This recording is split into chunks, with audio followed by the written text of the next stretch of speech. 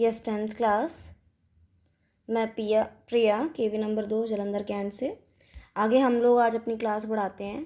कल आप लोगों ने पढ़ा था हिस्ट्री में नेशनलिज्म इन इंडिया हमने स्टार्ट किया था, जिसमें आपने देखा कि किस तरह से फर्स्ट वर्ल्ड वॉर का इम्पैक्ट हमारे इंडिया पे पड़ा और सत्याग्रह की क्या क्या आइडियोलॉजी थी और गांधी जी के इनिशियल मूवमेंट्स क्या थे। वो जो हमने तीनों मूवमेंट्स देखे थे वो काफ़ी छोटे लेवल के मूवमेंट थे। अब जो है उसके बाद क्या क्या चेंजेस आए हैं हमारे इंडियन नेशनल मूवमेंट में और कौन से बड़े बड़े इम्पॉर्टेंट मूवमेंट्स हुए हैं वो आज हम पढ़ेंगे, जिसमें से सबसे पहला है आपका रौलत एक्ट। राइट, रौलत एक्ट है। तो जो रौलत एक्ट है आप लोगों का, ये क्या है? Rowlatt act was passed by colonial government in India during 1919 में ब्रिटिशर्स ने क्या किया इसी टाइम पे, एक जब उन्होंने देखा कि इंडियंस जो है पॉलिटिकली बहुत ज़्यादा अवेयर होते जा रहे हैं, वो आज़ादी की मांग धीरे धीरे करने की के रास्ते में बढ़ते जा रहे हैं, तो उन्होंने क्या किया, इस चीज़ से निपटने के लिए उन्होंने एक एक्ट जो है वो उन्होंने पारित किया। Right, that is called Rowlatt act. Rowlatt act के तहत क्या था? Rowlatt act gave enormous powers to the police. Definitely Britishers ने पास किया तो ये उनके फेवर में थी, इंडियन के फेवर में बिल्कुल नहीं थी। इनफैक्ट इंडियन के नेशनलिस्ट मूवमेंट के फेवर में तो बिल्कुल भी नहीं थी। रौलत एक्ट के अंडर इन्होंने क्या किया कि वहाँ की जो पुलिस थी, गवर्नमेंट ब्रिटिशर्स के अंडर जो पुलिस काम करती थी, उनके हाथ में बहुत ज़्यादा पावर्स दे दिए। It allowed the detention of political prisoners without trial for 2 years in jail. आप जेल में, आप किसी पे भी शक है तो आप उसको जो है अरेस्ट करके बिना ट्रायल के जेल में 2 साल तक आप उसे बंद कर सकते हैं। नॉर्मली ऐसा नहीं होता आज के टाइम पे। अगर आप किसी को अरेस्ट करते हो तो first you have to prove his crime. आपको कोर्ट में पेशगी होती है, कोर्ट में ट्रायल्स होते हैं, आप उस पर पूरा वो होता है, ट्रायल में ये डिसाइड होता है कि ये इस पुलिस ने जिसको अरेस्ट किया है क्या वो क्रिमिनल है कि नहीं। तो अगर वो क्राइम प्रूव हो जाता है तो then he will be punished, otherwise उसको रिहा कर देते हैं। ऐसा नहीं था, रौलत एक्ट के अंदर ऐसा कुछ नहीं होगा। पुलिस किसी को भी पकड़ के जेल में 2 साल तक बंद कर सकती थी, तो ये बहुत बड़ा एक ड्रॉबैक था। तो महात्मा गांधी ने इसके अगेंस्ट में जो है, रौलत एक्ट के अगेंस्ट में एक सत्याग्रह मूवमेंट लॉन्च करने का डिसीजन लिया। तो Mahatma Gandhi launched a non violent hartal against this act on 6 April. 6 April को उन्होंने नेशन वाइड हड़ताल जो है वो शुरू कर दिया था। ठीक है, जिसमें उन्होंने नेशन वाइड बहुत सारे rallies were organised, workers went on strikes and shops were closed. बहुत बड़े बड़े रैलीज निकले रोड से। वर्कर्स जितने भी फैक्ट्रीज में काम करते थे उन्होंने क्या किया, स्ट्राइक किया और शॉप्स जो हैं वो पूरे के पूरे क्लोज डाउन कर दिए उन्होंने। राइट, तो ब्रिटिशर्स को डर लगा। ब्रिटिशर्स को क्या हुआ, उन्हें ये देख के डर लगा और उन्होंने डिसाइड किया कि उनको जो है ये पूरा का पूरा मूवमेंट जो है दबा देना है, ख़त्म कर देना है। तो उन्होंने कई सारे पॉलिटिकल प्रिजनर्स को, लीडर्स को जो है उन्होंने अरेस्ट करना शुरू कर दिया, क्योंकि अब रौलत एक्ट को पास हो ही गया था और आप किसी को भी अरेस्ट कर सकते थे। तो इसके तहत पंजाब में रौलत एक्ट का जो प्रोटेस्ट था वो सबसे ज़्यादा स्ट्रॉन्ग था। इसलिए वहाँ की पुलिस ने क्या किया, वहाँ के जो कांग्रेस के जो मेन 2 लीडर्स थे, डॉक्टर सत्यपाल और सैफुद्दीन किचलू, उनको उन्होंने अरेस्ट कर लिया और जेल में डाल दिया। 10th अप्रैल को क्या हुआ कि वहाँ पे एक और घटना हुई। 10th अप्रैल को अमृतसर में वहाँ की पुलिस ने अमृतसर में एक पीसफुल प्रोसेशन रैली के ऊपर उन्होंने जो है फायर कर लिया, तो कुछ लोग जख्मी हो गए।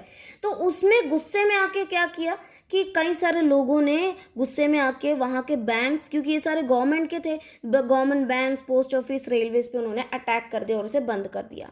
तो इस जब बहुत ज़्यादा इतनी डिस्टर्बेंस होने लगी तो ब्रिटिश गवर्नमेंट ने डिसाइड किया कि as a result martial law was impose.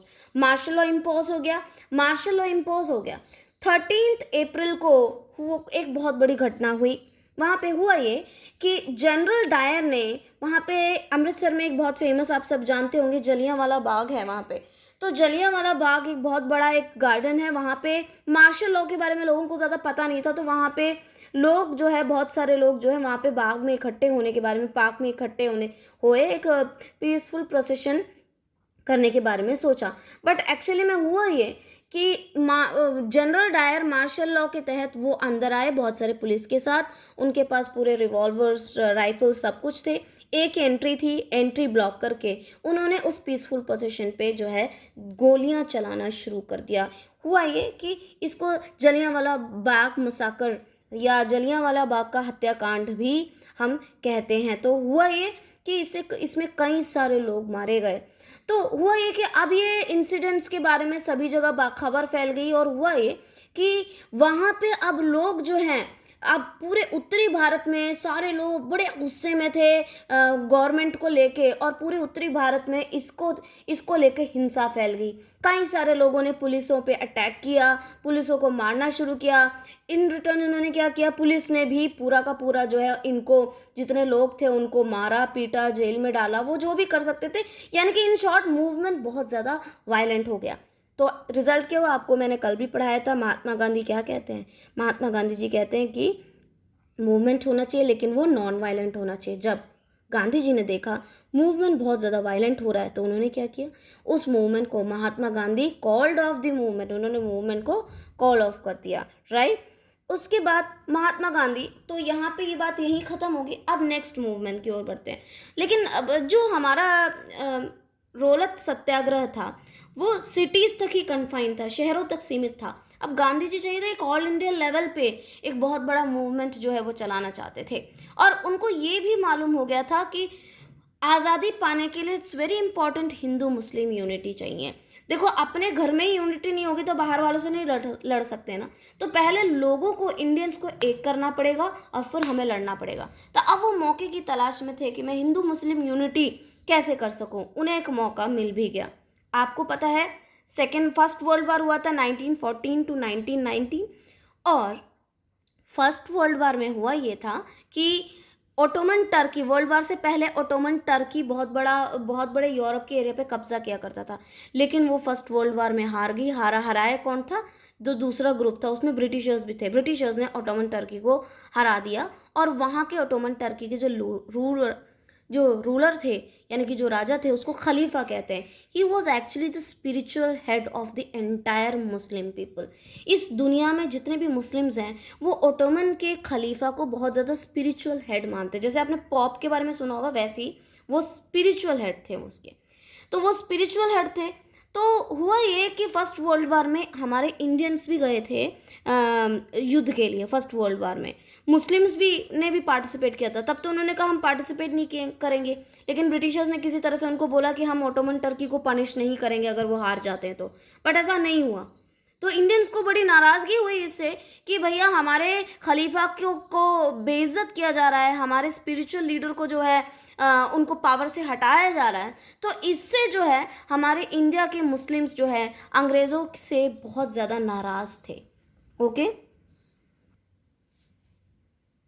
तो अब हुआ ये कि टू डिफेंड खलीफास पावर, यानी कि खलीफा को वापस पावर पे रखने के लिए इंडियन मुस्लिम ने डिसाइड किया they will oppose Britishers, they are going to oppose the Britishers.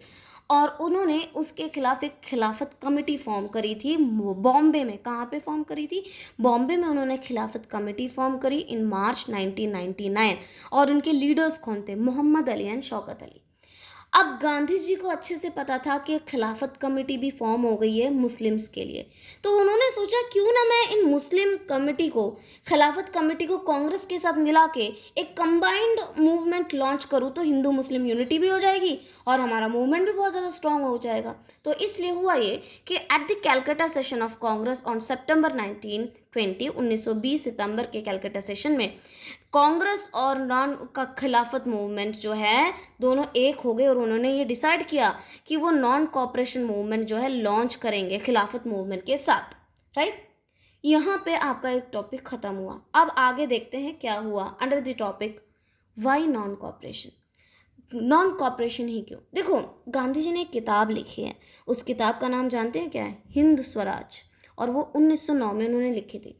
उसमें उन्होंने लिखा है कि ब्रिटिशर्स ने हमारे इंडिया पे कब्जा इसलिए किया क्योंकि हम इंडियंस ने उनकी हेल्प की, हमने उनके साथ कॉपरेट किया।